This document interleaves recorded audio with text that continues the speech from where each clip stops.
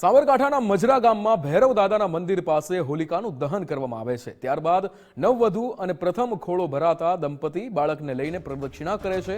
હોલિકા દહન બાદ ધગધગતા અંગારાઓના ઢગલા પરથી ખુલ્લા પગે આવનારા દર્શનાર્થીઓ શ્રદ્ધાપૂર્વક પસાર થાય છે। ત્યારે આજે જિલ્લા સાંસદ શોભનાબેન બારૈયા સહિત અગ્રણીઓ પણ આ પ્રાચીન હોલિકા દહન નિહાળવા માટે પહોંચ્યા હતા।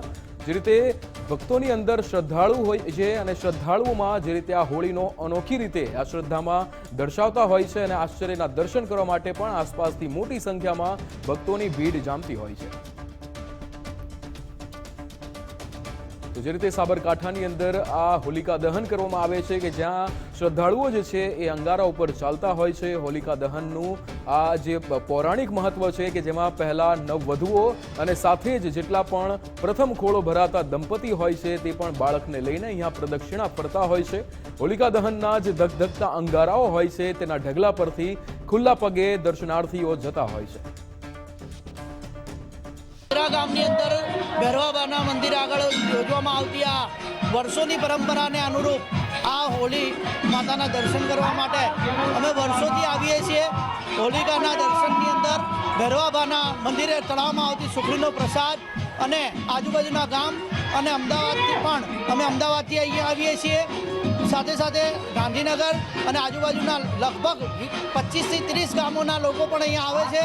પ્રાંતિજ તાલુકાના મજરા ગામે ભૈરવનાથ દાદાના પ્રાંગણમાં વર્ષોથી પરંપરાગત ભવ્ય હોળી થતી હોય છે। આ હોળી નિમિત્તે પ્રાંતિજ તાલુકાની સમગ્ર જનતા ધાર્મિકતાની રીતે અહીંયા દર્શન કરવા માટે આવતી હોય છે। એમ આજ રોજ અમે પણ પ્રાંતિજ સ્થિત હોળી માતાના દર્શન માટે અમે આવ્યા છીએ। આ હોળી ખૂબ જ પ્રચલિત છે। રાત્રે 8:30 થી 9 વાગ્યામાં હોળી પ્રગટાવવામાં આવે છે। આજુબાજુના 50 ગામમાંથી દૂર દૂરથી વ્યક્તિઓ અહીંયા દર્શન કરવા આવે છે અને નવા પરણેલા નવયુગલો અહીંયા ફરતે ફરી અને એનો દર્શનનો મહિમા પૂરો કરે છે, એની બાધા પૂરી કરે છે। એના વગર ઘણા બધા દૂરથી આવેલા વ્યક્તિઓ પોતાની બાધાઓ રાખી હોય એ પૂરી કરવા અહીંયા આવે છે અને અંગારા ઉપર ચાલવાની પણ પ્રથા અહીંયા છે।